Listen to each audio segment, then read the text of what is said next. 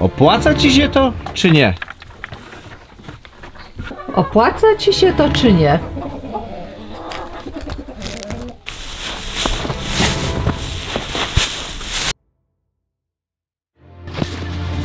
Opłaca ci się to, czy nie?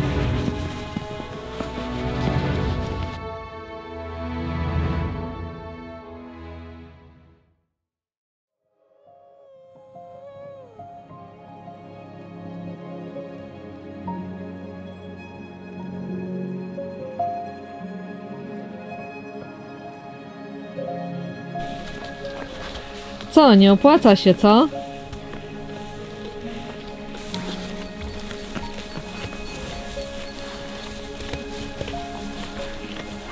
Witamy Was serdecznie na naszym dzisiejszym króciutkim odcinku, w którym chcieliśmy Wam powiedzieć, co znaczy dla nas opłaca się, a co znaczy nie opłaca się. Patrząc z tyłu za tobą, mamy niby kupę siana. Czyli się nie opłaca. Daj buziaka.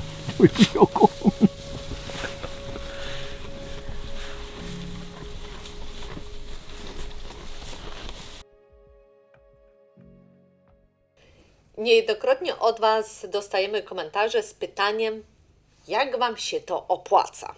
Wspominaliśmy pokrótce, może w niektórych odcinkach, ci co nas śledzą już od ponad prawie 2 lat, wiedzą. Ale także w komentarzach, bo które nie wszyscy czytają, dlatego postanowiliśmy, że zrobimy odcinek, który więcej Takie osób ogląda niż czyta komentarze. O, może Dokładnie, może takie podsumowanie bym powiedziała tego wszystkiego, co my na ten temat myślimy.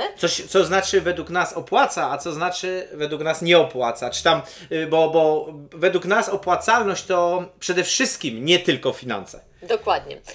Prowadzenie małego siedliska na temat, który można rozpatrywać wieloma kryteriami, nie tylko finansowymi. I właśnie tutaj chcieliśmy się na nich skupić, ale jednakże nadmieniamy, że również będzie tutaj mowa troszeczkę o liczbach. Warto się przyjrzeć, jaki styl życia wpływa na taniość jego, na zdrowie psychiczne, rozwój duchowy oraz emocjonalny, także na budowanie nowych wartości międzyludzkich, sąsiedzkich. My tutaj widzimy, że naprawdę będąc przez te 5 czy 4 lata na siedlisku, zmienił nam się światopogląd. Otworzyliśmy się tak również na ludzi, pomimo tego, że stroniliśmy, jak byliśmy w mieście jednak... Dalej stronimy. Tak, dalej stronimy, ale nie, jakaś jest inna aura, innych ludzi się przyciąga i... Inaczej ludzie ze wsi myślą. Tak. Niekoniecznie pokrywa się to z naszym miastem, w zależności w jakiej dziedzinie. Według nas, jak to co my zaobserwowaliśmy, są to zdrowo, rozsądkowo myślący ludzie, stępający twardo po ziemi, aczkolwiek jak wszędzie z wieloma rzeczami się nie zgadzamy. Niektóre przyjęliśmy jako swoje, bo stwierdziliśmy, że są fajne podejście, ale to jest jak wszędzie. Wieś pod tym względem nie różni się niczym od miasta. No, każdy ma swoje jakieś poglądy i swoje podejście do siedlisk i gospodarstw. I one są różne, skrajnie. Tak samo jak w mieście do jakichś innych rzeczy. My jesteśmy małym siedliskiem, więc małe siedlisko pozwala na znaczną redukcję codziennych wydatków. My, wyprowadzając się tutaj na wieś, myśleliśmy o tym od samego początku. Wiedzieliśmy, że musimy zmienić nasz dotychczasowy styl życia i jakie będą koszty na samym początku, wyprowadzając się, jakie będziemy musieli wydatki ponieść w sensie uzbrojenia. Przepraszam, Amber, przestań chrapać, jak tu się ludzie starają. Przecież my w pracy jesteśmy. Ja ją uspokoję. No bo pies nam chrapie, nie wiem, czy wy to słyszycie. Ja ją uspokoję, a Marcin będzie kontynuował. Dalej chrapie. Kompletnie ma na znosie. Amberku, otwórz oczy. Dobrze. Idziemy na spacerek. Pójdziesz na spacerek. Tak. Chodź na spacerek. Dobra. Żegnam. Nie wiem, czy ją było słychać, za co serdecznie przepraszamy, no ale ona próbuje dołączyć do rozmowy tak jak sama potrafi. Przerwa w programie, tak. Dokładnie. Wydatki. Nie mogliśmy zachować naszego dotychczasowego stylu życia, trzeba było zmienić nasz światopogląd i Zrobiliśmy to z wielką przyjemnością, ponieważ nasz poprzedni już zaczął nas męczyć, czyli taka generalnie przyjęta konsumpcja. Każde wyjście do miasta, każde wyjście, żeby, wiecie, zrelaksować się, kosztowało nas notorycznie dosyć sporo pieniędzy. A jakby ciągle nie czuliśmy się spełnieni. No chciałoby się więcej i więcej. To jest na zasadzie tego, co każdy z nas pewnie czuje. Jak macie tygodniowe wakacje, to chcecie 2 tygodni. Jak macie 2 tygodnie, to chcecie 2 wakacji w ciągu roku, a jak macie 2 w ciągu roku, to i tak chcecie więcej. Czuliśmy, że no, czegoś nam więcej potrzeba, ale nie potrafiliśmy tego złapać. Dlatego zmieniając nasze życie na właśnie takie wiejskie, od razu zaczęliśmy nie tylko przygotowywać się teoretycznie, jeśli chodzi jak zrobić, żeby to gospodarstwo w ogóle miało ręce i nogi, żeby to powstało, ale też zaczęliśmy się przygotowywać psychicznie, czyli jak zainwestować nasze pieniądze w taniość życia na wsi, co bardzo, bardzo nam teraz pomaga. Okazało się, że to był strzał w dziesiątkę, mimo że mamy malutkie mieszkanko, przez niektórych pewnie nazwane kurnikiem i pewnie macie rację, wcale się o to byśmy nie obrażali, ale nasze koszty życia są po prostu tak śmieszne, jak tylko śmieszne mogą być w tych czasach. Zrezygnowaliśmy także z wszelkiego rodzaju uciech cielesnych, z wychodzenia na kawki, z wychodzenia na ciasteczko, z wychodzenia, no nie wiem, takie wiecie, no to normalne, co każdy robi w mieście, my tego nie krytykujemy, byliśmy tacy sami, tylko zmieniając życie, zmieniliśmy je dosyć drastycznie. My lubimy ucinać i tworzyć coś nowego. I, co może się okazać dla wielu z Was dobrą poradą, bo każdy będzie miał przy tej zmianie swojego stylu życia jakiś tam budżet i na początku może się to wydawać, że to są kosmicznie duże pieniądze, ale tak naprawdę jeszcze nic nie macie, tylko macie dużą kubkę pieniędzy, powiedzmy, że wiecie, tam sprzedajcie domy, tak dalej, czy tam mieszkania i próbujecie się na tą wieś wyprowadzić.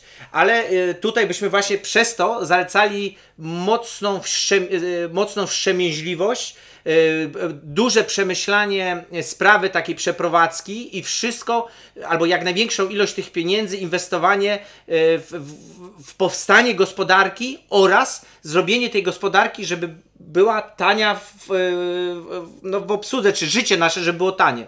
Bo dopiero później, jak to wszystko zorganizujecie do końca i zepniecie, tak jak my po 4 latach, zobaczycie, ile wam pieniążków zostanie, ile wy możecie jeszcze zainwestować, żeby coś sobie połapać, czy to się wszystko skleja do kupy, czy was ten styl życia interesuje. Co my chcemy tutaj przez to może powiedzieć, żebyście nie żyli mrzonką i podejmowali decyzje, żebyście byli odpowiedzialni, ponieważ niejednokrotnie możecie po prostu wam się wydawać pewne rzeczy, a jednak nie jesteście tak do końca może ukierunkowani i nie macie takiego sprecyzowanego celu i idziecie trochę tak jakby we mgle. We mgle, bo jednak założyliście sobie, że zmienię styl życia, ponieważ tak mi się wydaje, że to będzie fajne. Bo wieś tańczy, bo wieś śpiewa. Dokładnie. A każdy lubi dobre mleko. Tak, ale rzeczywistość jest inna i nie przykrywajcie tych swoich decyzji takim puderkiem. Może to tak kolokwialnie brzmieć. Żeby nie skończyło się to tak, płaczem. Dokładnie. My to tutaj napominamy i to może taka mała przestroga. Właśnie naprawdę. chcemy was przestraszyć, bo jak będziecie z tym strachem sobie jakby zrozumiecie, że nie wszyscy tak w pozytywnym znaczeniu, to będziecie, przygotujecie się na ciężko i prawdopodobnie miło się rozczarujecie. Tak. Nie ma nic gorszego niż przygotować się, oj, będzie fajnie, będę miała kurki, będę miała jajeczka, a tu twarda rzeczywistość, trzeba kurki chorują, trzeba mieszać paszę, trzeba im sprzątać, a jajek jeszcze nie chcą dawać. Dokładnie, ale choroby chorobami, ale też jeszcze wracając do samych finansów, wszystko też was tutaj kosztuje. Czy kupienie paszy, czy lekarstw, czy zbudowanie kurnika, czy zakup nowych kurek, czy jajek lęgowych. Mało tego, trzeba, przepraszam, będziemy tak sobie wchodzić, bo to, no taki mamy styl. Taki mamy styl. Również, co nas zaskoczyło, musicie mieć płynność finansową. Im więcej macie różnych zwierząt i różnych takich rzeczy, na przykład jak my, czyli siedlisko, ja bym powiedział takie dosyć pełne, no bo mamy dużo mięsa, mamy mleko, mamy jajka, miód, będą owoce, tego będzie wszystkiego coraz więcej. Pamiętajcie, że żeby ruszyć z czymkolwiek do przodu, czyli mieć nową inkubację nowych kurek i później je wykarmić, żeby za pół roku dały jajka, musicie mieć inwestycję na początek i później ją utrzymywać. To samo jest z owcami, bo trzeba barana, trzeba, nie wiem, wybudować, no może trzeba mieć siano, które kupicie nie po jednym balocie dla kilku zwierząt, tylko od razu, wiecie, no 2-3 baloty, albo ktoś wam przywiezie, bo po prostu jest wygodniej i taniej. Pszczoły trzeba zakarmiać w zimie, trzeba kupić składniki poszczególne na paszę dla kurek, czy dla broilerów, czy tych mięsnych kurek, żeby je wymieszać. To wszystko kosztuje w zależności od wielkości, jaką będziecie chcieli postawić te gospodarstwo i z czego chcecie się na nim utrzymywać, kosztuje pieniążki. I nie ma, że boli, kończy się sezon zimowy i musicie mieć nadal oszczędność, żeby wystartować w sezon tam letni, czy ten pełny sezon, żeby na końcu tego sezonu mieć jakiś dochód, który da wam przeżyć zimę i wiecie, i cyk. Tak, Czyli tak. to jest coś, czego myśmy nie mieli, no bo jednak jak jesteś na wypłacie, to masz to co miesiąc. Tak. Tu wypłatę ma się Mniejszą. rzadziej, czasami większą, ale tylko raz w roku. No wszystko zależy od tego, No właśnie. od sezonowości. Tak, od sezonowości, ale jeszcze wracając do samej kwestii, czy nam się to opłaca. Jeżeli bym miała dotychczasowy styl życia, który mieliśmy wcześniej, to absolutnie nie opłacałoby się pod względem, rozpatrując to tylko i wyłącznie finansowym. Ale Właśnie. są też korzyści. Obniżenie kosztów żywności. My, zmieniając naszą dietę, bo wcześniej konsumowaliśmy wszystko, owoce, Jak warzywa, popadło. słodycze, jak leciało Z południa, i tak z północy, wiecie, jak każdy człowiek. tak. Natomiast nie powiem, żeby to naszemu zdrowiu służyło, ponieważ mieliśmy jakieś tam swoje dolegliwości, w większości Marcin, ale tutaj jesteśmy Dziękuję, na naszym... kochanie. Wiedziałam, że musisz to zaznaczyć. tak. Klaudia, ale taka jest prawda, Klaudia jest nie do zdarcia. Ja jestem nie do starcia. Natomiast będąc tutaj na gospodarstwie, my się skupiliśmy na hodowli zwierząt, nie uprawie owoców i warzyw. Później będziemy mieć, wiecie, że zakładamy sad, ale to tylko i wyłącznie pod kątem zwierząt i rodziny, ponieważ Ci, co każdy jedzą, ma będą swoją mieli filozofię dobrze. i je co chce. Ale też produktów, że zrobimy, wiecie, na jakieś fajne dżemy, półprodukty i po prostu sprzedamy, co pomoże Tak. naszemu siedlisku, ale niekoniecznie nam w żołądku. Tak, tak. Natomiast będąc tutaj, nie zakupujemy takiej dużej ilości produktów konsumpcyjnych, źle powiedziane, różnego rodzaju artykułów spożywczych, co byliśmy w mieście i uzależnieni tylko i wyłącznie od sklepów. Tak. Staraliśmy się szukać na gospodarstwach, może nie gospodarstwach, na wsiach okolicznych mleka, serów, ale nie zawsze one były dostępne, a jak były dostępne, to były w bardzo odległym dla nas rejonie, więc trzeba było po mleko jechać 100 km w jedną stronę. W Anglii jeszcze mówimy. Tak, w Anglii, a to się przekłada na pieniądze, na paliwo, 100 km dwie strony? w dwie? Tak, chyba około 50 było. Aha. No ale wiecie, ale nie był to ekologiczny styl życia. Absolutnie. I to był taki, że po prostu były pieniądze, człowiek się nie zastanawiał, bo chciał się napić dobrego mleka. Tak, nie tak, do końca nam się podoba nasze tamtejsze podejście, ale staraliśmy się po prostu jak mogliśmy. Przyznajemy się, byliśmy tacy. Oczywiście, ludzie się zmieniają. Głupi ten, co sądzi, że całe życie jest mądry. No bo Tak. nie jest. Nikt z nas nie jest mądry. Ale widzieliśmy, że dużo pieniędzy wydawaliśmy na pierdoły.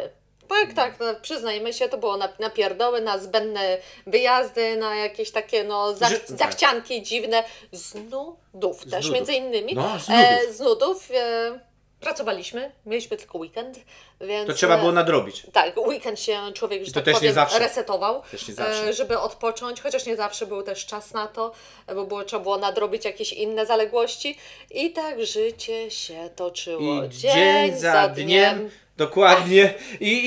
I właśnie to było to jedno, my jesteśmy ludźmi ciekawymi jakby świata, chcemy zmian, bardzo lubimy dochodzić do celów, sam cel nas już mniej interesuje. Ci, co są na podobnym sposobie zrozumienia, przyznają nam rację, dochodzenie do celu jest znacznie fajniejsze i ciekawsze niż osiągnięcie tego celu. No bo jak już jest cel, to już jest nuda.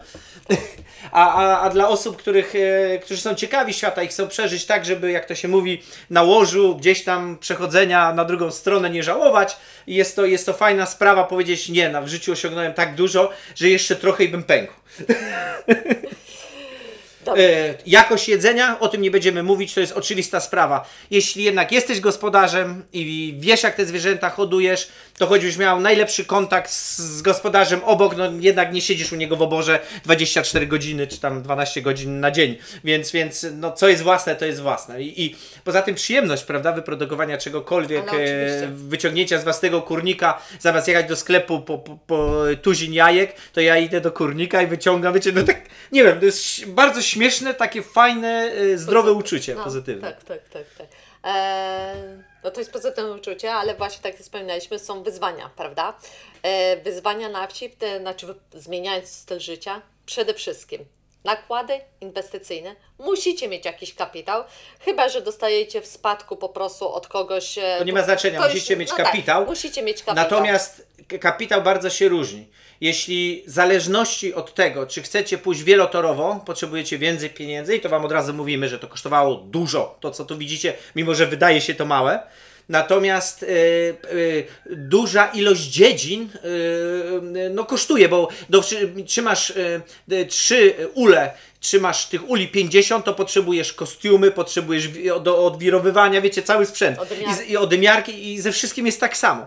Więc my byśmy, jeśli nie macie odpowiedniej ilości pieniążków, my byśmy doradzali bardziej skupienie się na jednej lub 2 dziedzinach. I jedna z tych dziedzin, żeby była ewidentnie nastawiona na dochód. Czyli nie 3 kuski czy 4 kuski, tylko na przykład tych kózek 15, prawda? I już one wam dadzą sery, mleko, klientów i szansę na utrzymanie się. Lub większa pasieka, lub może kupicie coś z sadem, robienie przetworów. Nie wiem, ale pamiętajcie, coś musi być, co was będzie jakby utrzymywało. My przez to, że nie wiedzieliśmy, a chcieliśmy wszystkiego złapać, bo jesteśmy tacy właśnie ciekawscy, również zaczęliśmy YouTube, bo baliśmy się, że takie skubanie troszkę tu, to nas wykarmi i co jest prawdą, a tak i naszą tam najbliższych, a tak naprawdę nie starcza już tego na sprzedaż. Nie ma takiej możliwości właściwie. No bo 3 baranki w roku, to umówmy się, no to znikną. To nie jest tak, to jest 30 kg mięsa zaledwie od baranka. Także, co ja chciałem powiedzieć, Klaudia? Nie wiem. A gdzie ja jestem? Poza oczywiście nakładem inwestycyjnym, też jest tak jak wspominaliśmy, my się dokształcaliśmy wcześniej, chyba z 2 lata wcześniej, zanim podjęliśmy decyzję. Znaczy nie, bo decyzję podjęliśmy. Ciężko powiedzieć 2 lata, to odkąd tak zaczęliśmy marzyć o tym, to już zaczęło się... myśleć, tak. Przede wszystkim wiedza. Poświęćcie trochę czasu i poczytajcie. Zapiszcie się na szkolenia do nas, które jeszcze w ogóle nie można się zapisywać. Ale już myślimy, tutaj nadmieniamy, że już myślimy, może się Wiele osób mówiło tak? Wiecie co, powiem wam, że potraficie nas, kochani widzowie, mocno zaskoczyć, bo my ciągle czujemy się, że co my wam tam powiemy, a okazuje się, że no już wiemy na tyle dużo, że mogłoby ciekawe z tego spotkania powstać. Źle powiedziałeś. Ja na przykład, jak byliśmy w Anglii, mając takie osoby jak my teraz, ja bym z chęcią pojechała, z tego względu, że byłam wtedy zielona, kompletnie nie miałam żadnego pojęcia nawet jak złapać królika i w ogóle, no tak samo i kury czym karmić. Nie, ja uważam, że to jest bardzo fajne, bardzo by było pomocne, że łyknięcie takiej wiedzy w sumie w pigułce. To jest prawda, bo my jesteśmy praktykantami i jakby od wylęgów i produkcji paszy poprzez całkowite jej utuczenie każdego zwierzaka, ale wiecie, no, w zależności o jakim zwierzaku mówimy, na przykład baranków nie tuczymy, no to wszystko jest kompleksowe, poprzez ubój, poprzez rozbiór i jeszcze chcemy się nauczyć, no jakby na przykład przygotowywania wędlin, no bo nas to wszystko, mówimy, kręci. Także no na pewno dużo będzie można będzie dużo się od nas nauczyć, ale kiedy to kompletnie nie wiemy. Także nie piszcie, się zapisujecie, bo taki żarcik był. Nie wiemy zresztą. Nie był żarcik, Klaudia już myśli. Dobrze, oprócz tego, oprócz finansów, wiedzy, co potrzebujecie? Krzepę. Potrzebujecie zdrowia fizycznego i tutaj naprawdę nie bagatelizujcie tego. Jeżeli macie jakieś problemy z kręgosłupem, czy no jakieś tam inne, wiedzcie, że tutaj się nosi ciężko i to są ciężary. Nie zawsze sprzęt jest Wam w stanie pomóc, czy jesteście się w stanie w nim wyręczyć. Bądź błoto, jak przejedziecie na przykład. Tak, tutaj traktorem. jest ciężka praca fizyczna. I psychika przy tym robi równie jakby taką rolę ważną spełnia, no bo jak się przyłamiecie, bo jesteście chorzy, a pogoda jest paskudna, ale zwierzęta macie chore, to tylko głowa. No, musicie wyjść. Nie ma szansy na zrobienie sobie przerwy. Znaczy bo... zwierzęta nie są chore, Tak, my jesteśmy chorzy. My jesteśmy zawsze chyba chorzy. Ale powiemy wam też, że o dziwo, ta ciężka praca, te ciągle wychodzenie na wiatr, wiecie, zimno, ciepło, bo dom z zewnątrz, w zimie w szczególności, te duże różnice temperatur hartują. My tu byliśmy tylko raz chorzy i to przytargaliśmy z przedszkola poprzez tam naszą dobrą znajomą chorobę, i jakby to raz, czyli przez 4 lata my właściwie tu nie chorujemy. To jest tak, że wieczorem nam pocieknie trochę, oj, tak się czuję nieswojo, rano człowiek jest zdrowy. Ciekawe do zauważenia. No i wiek. Tu wiek bym zamienił na pieniądze. Tak. Jeśli jesteście stosunkowo młodzi, czyli młodsi od nas, macie gdzieś 30 lat, jakiś macie już malutki mająteczek, albo ktoś wam w spadku zostawił, macie znacznie więcej energii, można bardzo, bardzo dużo pieniążków oszczędzić, które można na przykład w sprzęty, czy coś tam inwestować w rozwój gospodarstwa. Natomiast jak macie wiek już starszy, taki koło 50 w górę, to byśmy tym bardziej rekomendowali większy portfel. Cokolwiek znacza większy. To już jest w waszej gestii, bo my nie wiemy, co wy chcecie i nie jesteśmy w stanie biznesplanu zrobić dla każdego. Dlaczego większy? Ponieważ tu w tym momencie możecie się posiłkować jakąś pomocą, że możecie zatrudnić kogoś do jakichś ciężkich prac, do wykopek i tak dalej. Na przykład tak jak my teraz się zmagamy z drenem. To powinien ktoś zrobić. Niektórzy do nas się pytali, czemu my kogoś nie weźmiemy. Raz, że to trzeba znaleźć taką osobę, która tu również ma krzepę. 2, trzeba przecież zapłacić tej osobie. A my jesteśmy tacy, że pieniążki, które zaoszczędzamy w ten sposób, wolimy zainwestować w dobrej jakości sprzęt. Bo sprzęt będzie stał i będzie mi cały czas ułatwiał pracę, a to jest jednorazowa usługa, która zostanie zakopana na przykład. A poza tym to wiecie, jak to z specjalistami. Marcin nie lubi, bo Marcin jest specjalistą. No dobrze, ty jesteś specjalistą, ale chciałam powiedzieć, że po prostu tutaj oszczędzacie pieniążki, których zarabiacie dużo mniej, prawda? No i kondycję fizyczną zachowujecie na coś innego. Tak. Tak, bo oszczędzasz podwójnie. Tak, ale teraz mieszasz mi, bo ja mówiłam właśnie, że zatrudniając taką osobę sobie, starsze osoby w wieku 50 lat pomagają, ale my tutaj jeszcze musimy się sami sobą, że tak powiem, posiłkować, ponieważ dochody nie są aż tak wielkie jak w mieście, czy nie mamy aż takiego wielkiego kapitału, żeby kogoś który chcemy przeznaczyć, bo my jesteśmy z tych, że ciągle uważamy, że poduszka bezpieczeństwa powinna być jakaś, te żelazne, co nie? I no właśnie my tacy jesteśmy, że budujemy fundamenty, wszystko robimy powoli, i dlatego na wiele dziedzin, bo nie wiemy co. To jest wasza osobista sprawa. My tacy jesteśmy, nie każdy taki sam jest i tutaj ciężko doradzać, bo wszystko jest dobre. Nie jedna osoba pójdzie w wielkie ryzyko i znacznie lepiej wyjdzie niż my. My jesteśmy zachowawczy i konserwatywni. Co nie? Stosunkowo. Dobrze. Proszę Klaudia. Jakie są jeszcze korzyści, na przykład aktywność fizyczna? Bicek rośnie i nie trzeba na siłownię gonić. Dobra, kochani, proszę nie telep stołem, bo to trzęsie się, tutaj stół i wszystko drga. I po co to gadasz? Dyskoteka. I po co to gadasz, no? Może trochę pojęczyliśmy, nastraszyliśmy was. I dobrze. Ale... Bo dla tych osób, które Klaudia mówi, Marcin do tego nie zmontuje, wiecie co? Jest piątek, jest godzina 16. Za 4 godziny Klaudunia, moja kochana, musisz jeszcze to zmontować. Nie da rady, Klaudia, jak się ze mną gada, się gada długo. Dobra. Może będą z tego 3 odcinki? Cicho, no. Stąd. Twój. Dobra, korzyści. Powiedz o jakichś korzyściach. Korzyści, jest wiele. Dobrze, bo tak, wiesz, wyjdzie, że my tylko jęczymy. Że w sumie jesteśmy nieszczęśliwi tutaj. Nie. No to proszę, mów korzyści. Korzyści jest to, że Klaudia do tej pory ode mnie nie odeszła na przykład, a już powinna. Bo jęczę strasznie. Dobra, bez jaj. Kondycja fizyczna, naturalna aktywność fizyczna po prostu ją wspiera.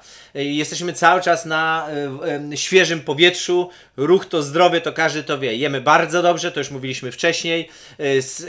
Redukcja stresu, oczywiście, że tu stres, nie wszystko idzie po naszej myśli, czasami człowiek jest po prostu zmęczony, chory lub coś, akurat mi nie chorzy, ale mówię chory lub coś, a trzeba zrobić, a coś ci się zwala, a ktoś tam coś chce i jakby no stres zawsze jest znacznie mniejszy, bo jest inny, jest prawdziwy stres, on wynika z życia i z naszej pracy, a nie wynika z tego, że szef mnie opierdzielił, bo coś na przykład.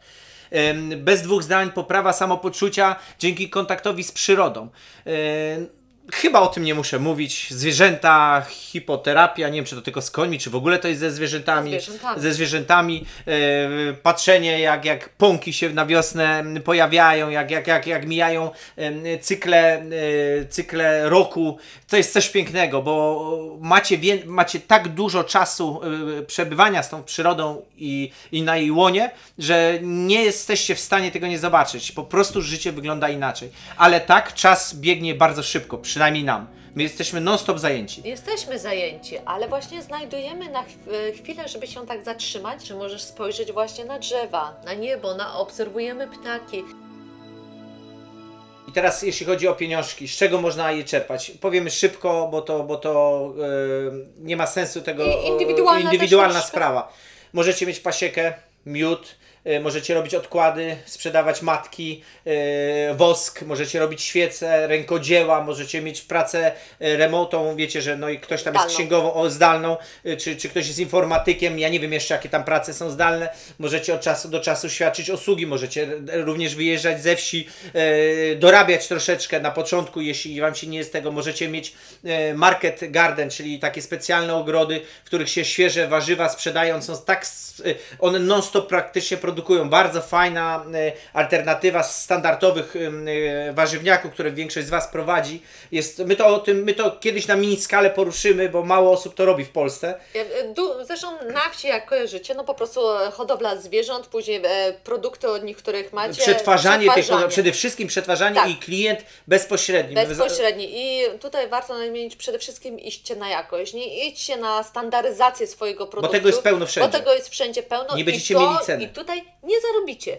Właśnie musicie być wybitni w tym, co robicie. Musicie naprawdę mieć pasję, poświęcić się temu i w tym momencie macie produkt niekonwencjonalny, macie jedyny w swoim rodzaju, jedyny w swoim smaku i dlatego ludzie się do was zgłoszą, będziecie to wysyłać, tak jak na przykład my. Z kremami, z mydłami. Z kremami czy z mydłami. Wy możecie jakieś inne produkty wykonywać. Odpowiednio dopieszczony produkt sam siebie obroni. Oczywiście może nie od początku, no przecież to nie są ilości, wiecie, żeby fabryki stawiać, ale wystarczy, żeby wspomóc wasze siedlisko i dać wam na jakieś małe inwestycje, bo przecież z miesiąc w miesiąc coś zarabiamy, coś pieniążków zostaje i inwestujemy dalej. Możliwości na wsi są bardzo, bardzo duże. Oczywiście można robić szkolenia, jak już jesteś w czymś bardzo dobry. Można ludzi zapraszać, żeby pod namiotami żyli, może przyczepy, może kempingi, może namioty, może coś wybudować. Możliwości na wsi są bardzo, bardzo duże, ale wszystko się wiąże z przemyśleniem sprawy, z tym, co lubicie w życiu robić i z czym chcecie się podzielić. Jeśli bardzo byśmy tutaj chyba nacisk mogli kłaść na to, że nie róbcie tego dla pieniędzy.